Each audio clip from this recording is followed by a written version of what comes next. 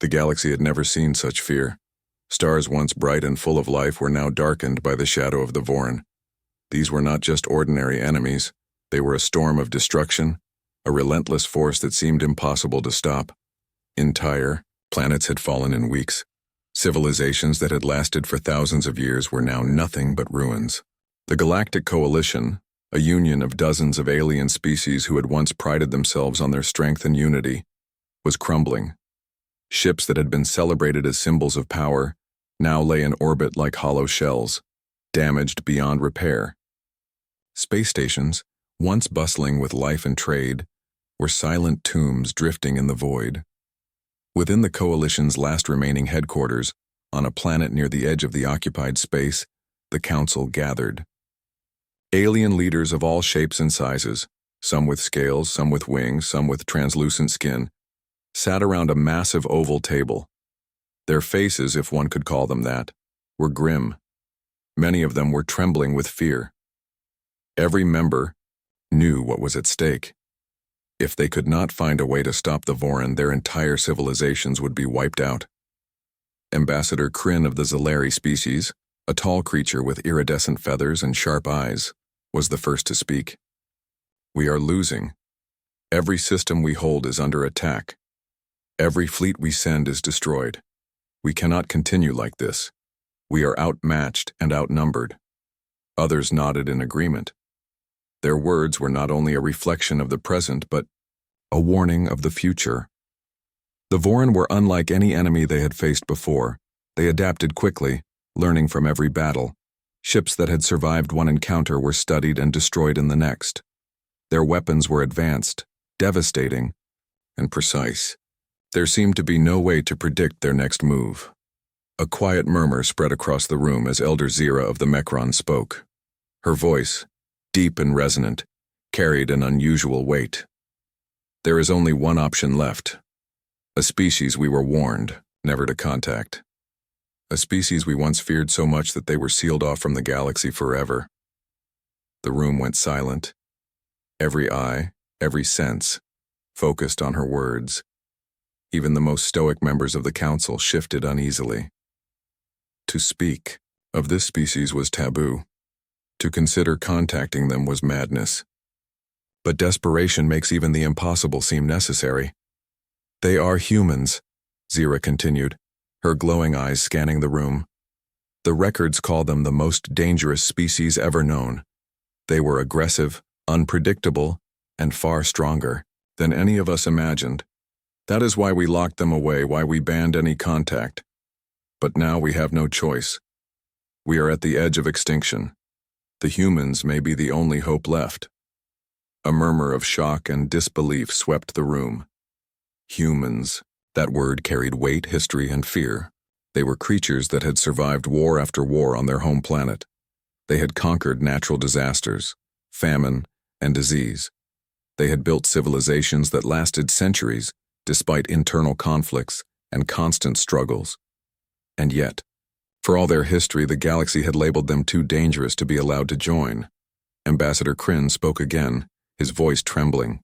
"You mean, after centuries of keeping them isolated, we are to reach out to them now? To ask for their help? Do we not risk awakening a power we cannot control?" Zira's gaze was calm but firm.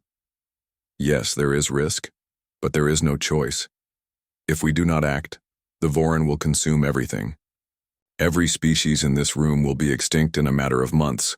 We must take the risk." The Council debated for hours, their discussions filled with fear, uncertainty, and anger.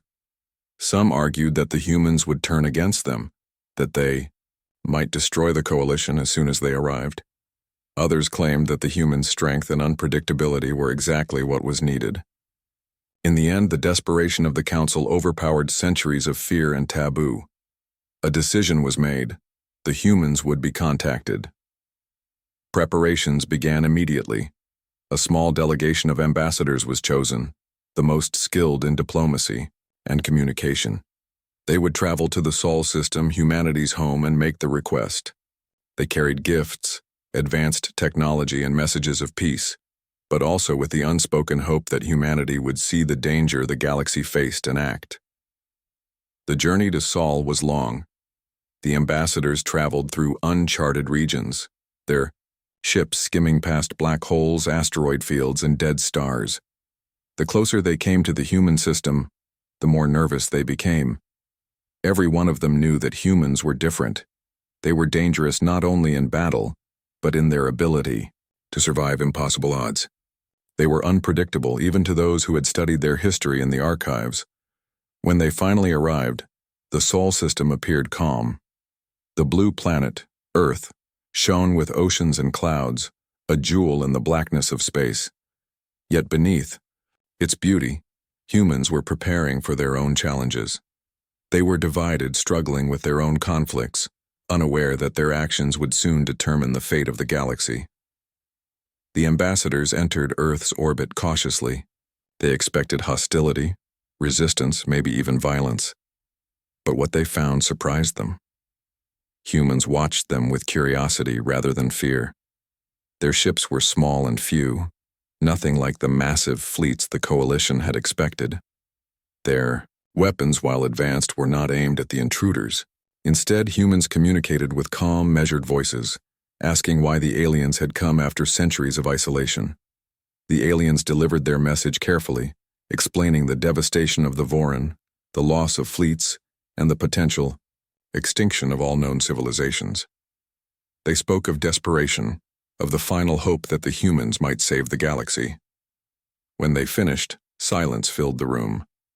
The humans listened quietly, their expressions unreadable. Then one of them, a tall figure with determined eyes, spoke. "You say we are dangerous, you say we are unpredictable, and you are right. But we also survive, we adapt. And when the galaxy is facing extinction, we do not run. We fight." The room went silent again. The humans were not afraid. They did not hesitate. They did not beg. They did not bargain. They simply stated a fact. They would help, but on their own terms. This was the beginning of a new chapter.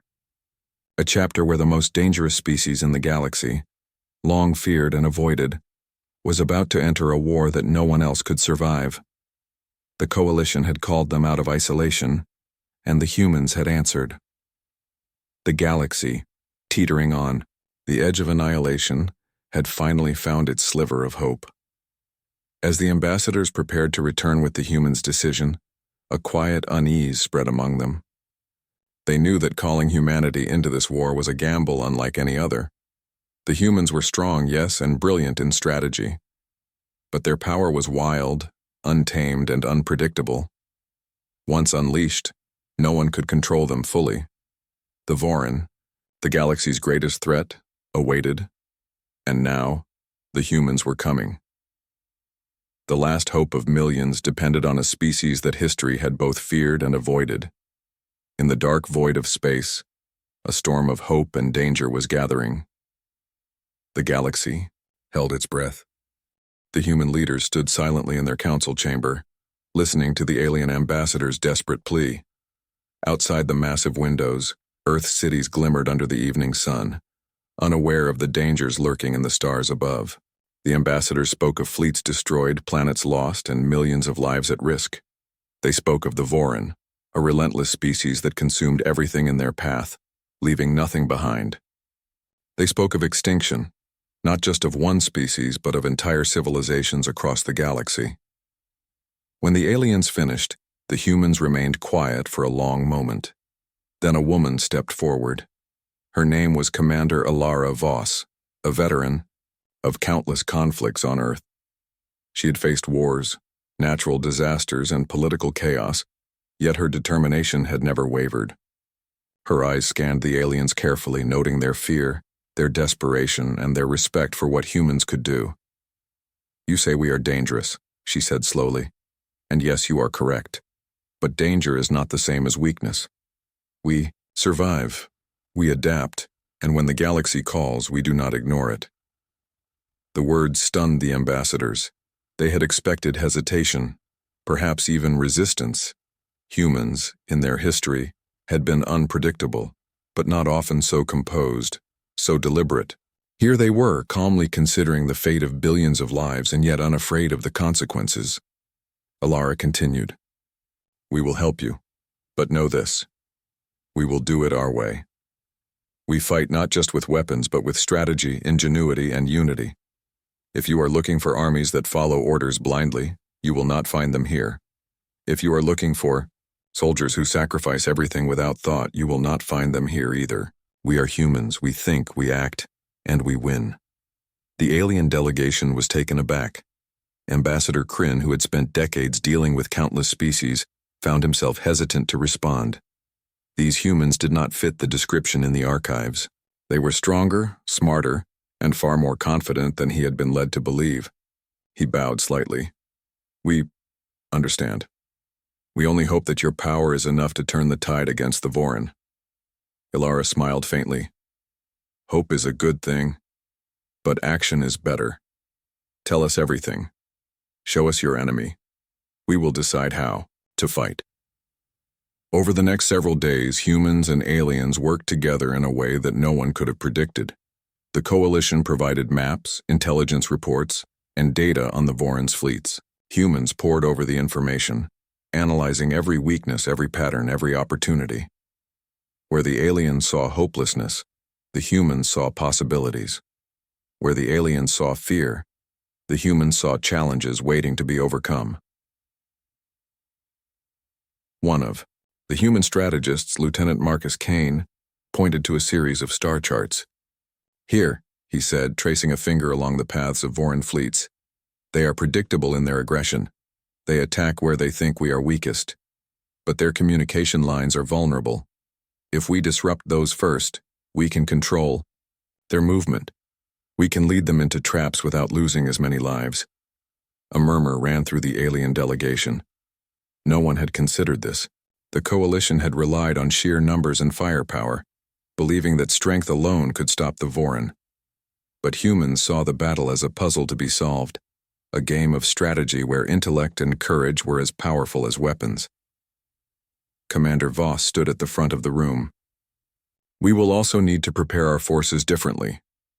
You speak of large fleets and rigid formations, but that is not how humans fight. We fight in smaller teams, with mobility and adaptability. We hit fast, retreat, and strike again where the enemy least expects us. Chaos can be our weapon, fear our ally. Do you understand? The aliens nodded, though some did so reluctantly. They had never faced a species that thrived in chaos, a species that turned unpredictability into strength. Even now, they felt the weight of centuries of fear melting into awe. Training began immediately. Human squads moved through simulations, analyzing Vorin tactics, testing strategies, and refining their approach. They were brutal in their efficiency, not in cruelty, but in precision. Every decision was calculated, every movement purposeful. Even when simulations failed, the humans adapted quickly, learning from mistakes that would have shattered less resilient species. The aliens watched in disbelief as human soldiers continued to push forward after suffering simulated losses that would have ended the morale of any other species. One squad, trapped and surrounded in a virtual simulation, managed to escape by turning the tables, using the enemy's expectations against them. The aliens realized that humans were not only capable of fighting, they were capable of innovating, under pressure. While the humans prepared their forces, scientists and engineers worked to merge human ingenuity with alien technology. Ships were retrofitted, weapons enhanced, and communication systems upgraded. Humans insisted on keeping control of their designs, refusing to rely solely on alien systems. The result was a hybrid fleet, unlike anything the galaxy had seen. Ships, smaller and faster than traditional alien vessels, equipped with unpredictable weapons, and commanded by humans, trained to think and react in real time. During this time, the coalition began to see a change in the human perspective. They did not fear death. They did not bow to tradition. They did not rely on the expectations of others. Humans had survived countless wars on their planet, and their confidence in facing impossible odds was unmatched. The aliens began to wonder, was this species dangerous not because of their weapons but because of their spirit? Ilara and her team held meetings daily with the ambassadors. They discussed strategy, ethics, and the importance of survival. "We will not destroy for pleasure," Ilara explained. "We will fight because it is necessary. Every life matters, including our own. But we will not hesitate when the enemy threatens the innocent. That is who we are. That is why we survive." Ambassador Kryn finally understood. Humans were not like other species. They were wild, yes, but disciplined in a way that was unique. They were dangerous because they combined intelligence, courage, and an unbreakable will. And now they had agreed to use all of it to fight for the galaxy. Word of the humans' preparation spread quickly among the coalition. Fear was replaced by hope. The Vorin had always seemed unstoppable, but now the galaxy's last hope had arrived, not in overwhelming numbers but in sheer unpredictability and determination. Meanwhile, humans did not underestimate the enemy. They studied the Vorin's past battles, learned their patterns, and even predicted their next moves. They trained day and night, preparing for scenarios that might never happen. But unlike the aliens, humans were ready to embrace the impossible. Failure was not an option. Survival was everything. The aliens, for the first time in decades, felt something they had thought lost forever: confidence. They saw humans pushing the limits, adapting faster than anything they had known, and realized that calling humanity into the war had been the galaxy's only chance. On the final day of preparations, Commander Voss gathered her team. "Tomorrow, we enter a war the galaxy has never seen. You will face an enemy that thinks in numbers, in efficiency, in destruction. But you will also face an enemy that has never met humans before. Remember this: we are not just soldiers, we are survivors. We are thinkers, and we are dangerous in ways no one expects. Trust yourselves, trust each other, and we will win." The team nodded, determination in every eye. Across the galaxy, fleets were moving into position. The coalition waited nervously, unsure of what the humans would do, but trusting that their gamble would pay off. And so the humans prepared to awaken their full potential. The galaxy's last hope was not only alive, it was ready. The most dangerous species, long feared and forgotten, was about to step into the light. And the Vorin, though they did not yet know it, were about to meet an enemy unlike any they had ever faced. The first battle was nothing like the coalition had imagined. Months of preparation had led to this moment, and the humans were ready, but the aliens were not fully prepared for what they were about to witness. The Vorin fleet approached like a shadow across the stars, massive ships moving with precision and deadly intent. Their weapons glowed ominously, capable of destroying entire planets if left unchecked. Even the bravest alien commanders felt a chill as the scale of the enemy became visible. Commander Ilara Voss stood on the bridge of the lead human vessel, her hands steady on the controls. Around her, human officers monitored the battlefield, calm and focused. "Remember," she said, her voice carrying authority, "we do not fight like the Vorin. We do not fight like anyone else. We fight smart, we fight fast, and we fight together. Stick to the plan, but be ready to adapt." The human fleet was smaller, far smaller than the combined alien forces, but size was not their advantage. Speed, agility, and unpredictability were.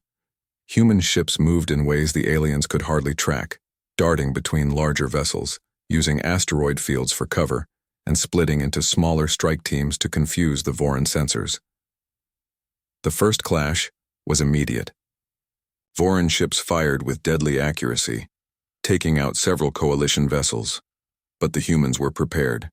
They split into rapid response squads, maneuvering around attacks, striking weak points in the enemy lines, and retreating before the Vorin could counterattack.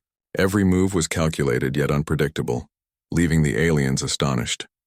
Lieutenant Marcus Kane, the lead strategist, issued rapid commands over the fleet's communication channels. "Flank from the top left. Use the debris field as cover. Strike fast, retreat, then attack from the other side. The Vorin will expect a straight assault, don't give it to them." The human squads obeyed with precision, and chaos became their weapon. One human ship, nearly destroyed, suddenly emerged from the debris and fired on the Vorin command vessel, The alien officers aboard watched in disbelief as a single, smaller human ship inflicted damage that no one had thought possible. Across the coalition's ships, murmurs spread. No one had fought like this before. The Vorin were forced to adapt, quickly, but every counter the enemy tried was met with a human tactic that seemed almost impossible. Humans predicted movements, anticipated attacks, and exploited weaknesses the aliens had not noticed for centuries. Meanwhile, on the Vorin flagship, their commanders grew frustrated. These humans, they do not follow rules. They do not retreat. When trapped, they use our expectations against us. One officer shouted, his multiple eyes wide with alarm. The Vorin were masters of efficiency and brute force, yet against humans, efficiency became a weakness. The humans were unpredictable, dangerous in ways the Vorin had never seen. Back on the human bridge, Ilara remained calm. Keep pressure on their flanks. Do not engage directly unless necessary. Use the terrain. Use their expectations. And above all, never underestimate them. They are dangerous, but so are we. The battle raged for hours. Humans moved like a single organism, coordinated yet independent. Where alien forces saw chaos, humans saw opportunity. Small squads attacked simultaneously, from multiple directions, forcing the Vorin to split their attention. Ships that should have been destroyed survived by exploiting gaps in the enemy formation, while others turned traps against the attackers. The aliens realized something profound. The humans had a war doctrine unlike any other species. It was not about numbers, power, or technology alone. It was about thinking ahead, adapting instantly, and using every advantage, environmental, psychological, and tactical. Where other species relied on brute strength, humans relied on creativity and resilience. Commander Voss watched a squad maneuver through an asteroid belt, dodging fire from 3 Vorin cruisers. Good, keep moving. Lead them where we want, not where they expect. She tapped her communicator. Marcus, what's the next phase? Lieutenant Kane's voice came back steady. We collapse their formation near the nebula. It will interfere with their sensors and give us a chance to isolate their capital ships. Once we do, the rest will follow. The aliens around the coalition command centers exchanged uneasy glances. No one had ever thought to use natural space phenomena in such a coordinated way. Humans were turning the battlefield into a living puzzle, and the Vorin were losing. Hours passed. Ships were damaged on both sides. Explosions lit the darkness. Of space like fireworks, and debris floated among the stars. Yet humans continued, relentless, adapting to every new challenge. When one squad was cornered, another appeared from an unexpected direction, striking fear into the Vorin and saving their allies. The humans were not invincible, but they were resilient beyond imagination. During a brief pause in the battle, Ambassador Sai Kryn spoke quietly to another alien officer. Do you see now? The humans, they are not just strong. They are beyond anything we have cataloged. They are alive in a way we cannot understand.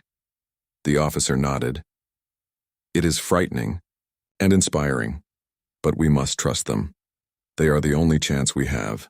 As the day wore on, the humans executed the final phase of their plan. Small squads lured Vorin forces into a narrow sector of space surrounded by asteroids and nebula clouds. Using advanced tactics, they isolated the capital ships and forced them into close-range combat, where their size became a disadvantage.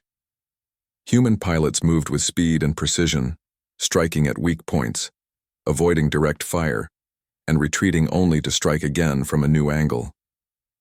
The Vorin flagship, massive and imposing, suddenly found itself under assault from every side. Smaller human ships darted in and out, targeting engines, shields, and weapon systems. Each hit was calculated to create maximum chaos and disruption. The aliens aboard their vessels panicked as their enemy moved with unpredictable efficiency. After hours of relentless fighting, the Vorin began to retreat. They had underestimated humans. They had expected fear, hesitation, or confusion. Instead, they faced a species that was daring, clever, and utterly unrelenting. Their forces scattered, leaving behind the remnants of a battle that no one on either side would forget. Commander Voss watched the retreat with measured satisfaction. "This is only the beginning," she said. "They will regroup and we must be ready. But today we showed them that humans are not to be underestimated. We will survive, and we will win." Back on the Coalition command centers, the alien leaders finally understood what humanity brought to the war. Humans were not only soldiers, they were problem solvers, innovators, and survivors. They were the most dangerous species not because of raw power, but because of their ability to think, adapt, and persist against impossible odds. For the first time in decades, hope returned to the galaxy. The Vorin, for all their strength and cruelty, had been challenged. They had been forced to retreat. And the humans had proven that even a smaller, seemingly weaker force could turn the tide of war through intelligence, strategy, and sheer determination. But even as the aliens celebrated, a quiet tension lingered.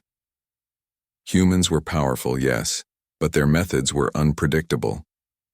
They did not follow the rules of the galaxy, nor the traditions that the Coalition valued. Their strength was both a gift and a potential risk. The galaxy had called upon the most dangerous species, and now it was awake. Ilara looked at her crew, tired but unbroken. "We did well today," she said. "But the Vorin will come back. They are relentless. We cannot fight them the same way twice. We must continue to adapt, to learn, and to push further than we have before. That is what humans do. That is how we survive." As night fell over Earth and the stars stretched endlessly into space, the humans prepared for the battles yet to come. They had struck fear into the heart of the Vorin, shocked the Coalition, and proven that even in the darkest hour, they were a force unlike any other. The war had just begun, and humanity's doctrine, clever, ruthless, and brilliant, would guide the galaxy toward survival. And somewhere in the distant shadows of the cosmos, the Vorin fleet regrouped, unaware that they had underestimated the most dangerous species the galaxy had ever seen. The humans had shocked the galaxy, but the Vorin were far from defeated. After their retreat, they regrouped in deep space, repairing their ships and analyzing every human maneuver. For centuries, the Vorin had never met a species that fought like humans. They were fast, adaptive, and unpredictable. Each encounter left the Vorin fleet frustrated, unsure how to counter this small but relentless force. Meanwhile, the Coalition forces watched closely. Alien admirals had been skeptical of humanity's unorthodox methods, but after the first battle, skepticism had shifted to cautious respect. They saw humans turning impossible odds into victories, not through overwhelming numbers, but through ingenuity and sheer willpower. Alien officers whispered among themselves, humans were dangerous, but in the right hands their power was the only hope left. Commander Ilara Voss convened her leaders on the bridge of the flagship. "The Vorin will adapt," she said. "We cannot rely on surprise alone.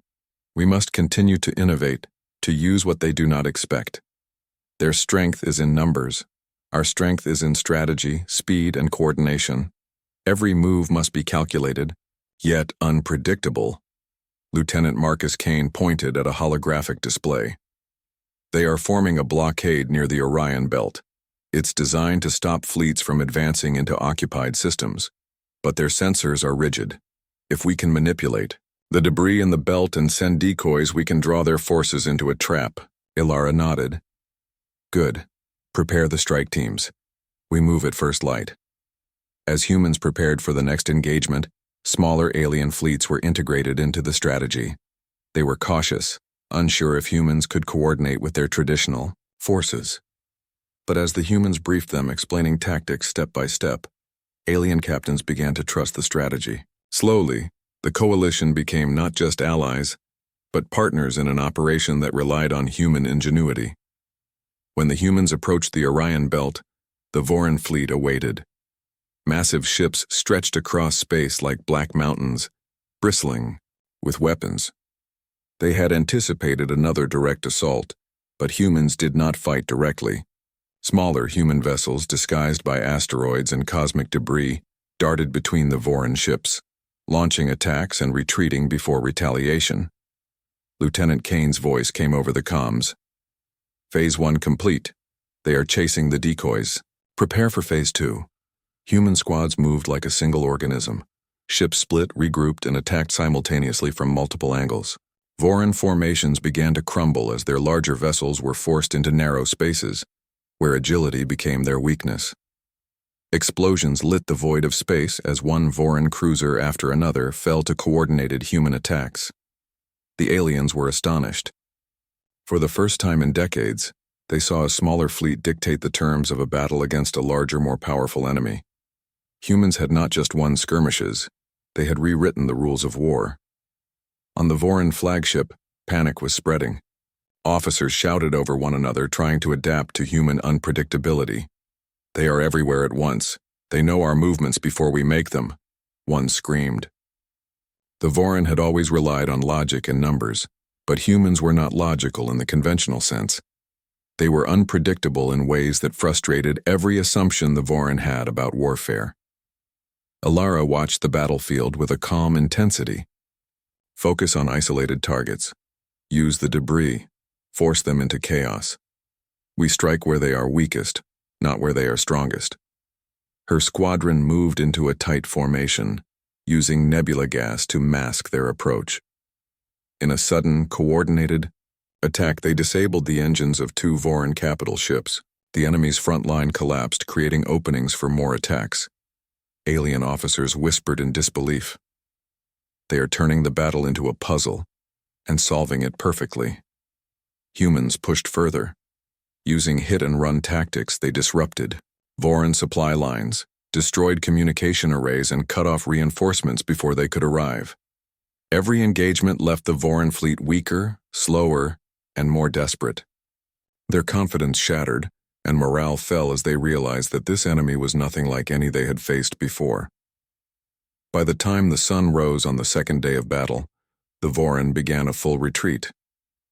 The humans did not pursue recklessly, knowing that traps could await. Instead, they consolidated positions, secured gains, and prepared for the next strike. The coalition, once on the brink of despair, celebrated cautiously. Alara gathered her team. This is not over, but today we showed them what humans are capable of. We fought with brains, not just brawn. We turned the tide, and we will continue to do so as long as we have breath. Across the galaxy, word of the humans' victories spread. Where despair had filled hearts, hope now glimmered. Humans were not invincible, but they were the spark that could reignite the galaxy. The most dangerous species, long feared and isolated, had not only answered the call, they had become the guiding light in the darkest hours. The war was far from over. Though the Voran had retreated, they were regrouping, repairing, and preparing for another assault. But humanity's methods had changed the game. The coalition now understood that survival was not just about fleets or firepower, it was about ingenuity, adaptability, and courage. And humans had all three in abundance. Commander Alara Voss convened a council with coalition leaders. The Voran will return, she said plainly. We cannot rely on old strategies. We need innovation, unpredictability, and unity. Every species here must work together and follow our lead where it counts. We are not asking for blind obedience, only trust in what we have learned through battle. Alien captains exchanged wary glances. Trusting humans was not easy. Their methods were chaotic, their decisions sometimes reckless, and their power overwhelming. Yet after witnessing the victories firsthand, doubt was replaced by respect. Slowly, they nodded in agreement. Humanity would guide the next phase of the war. The humans prepared meticulously. Scientists enhanced weapons, engineers upgraded ships, and soldiers trained in new tactics designed to exploit the Voran's weaknesses. Unlike traditional forces, humans were willing to take calculated risks, pushing beyond limits that other species would never dare approach. They were dangerous but not careless. Every move had purpose, every action had strategy, and every sacrifice had meaning. The coalition fleets moved with the humans at the forefront. The next engagement was to be decisive.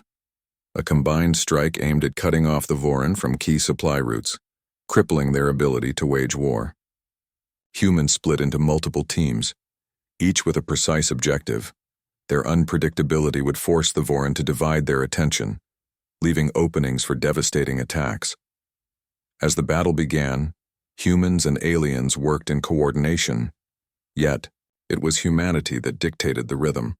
Ships darted between enemy formations, striking weak points before vanishing. Small teams sabotaged supply convoys, while others created diversions that drew enemy forces into traps. The Vorin were forced to fight on human terms, unable to predict attacks or anticipate strategy. Amid the chaos, humans showed another advantage: morale. No matter the odds, they remained focused, disciplined, and relentless. Where alien fleets sometimes faltered under pressure, humans adapted instantly. They turned setbacks into opportunities and fear into motivation. The Vorin had underestimated the power of human spirit, and they were paying the price. Lieutenant Marcus Kane directed the human squads with precision. Target the command ships. Draw their attention. Protect the supply lines. We strike hard, we strike fast, and we never give up. Keep moving, keep thinking, and never stop. Every maneuver succeeded with near perfection. The Vorin flagship suffered repeated attacks, systems failing one after another. Smaller Vorin cruisers were disabled or destroyed.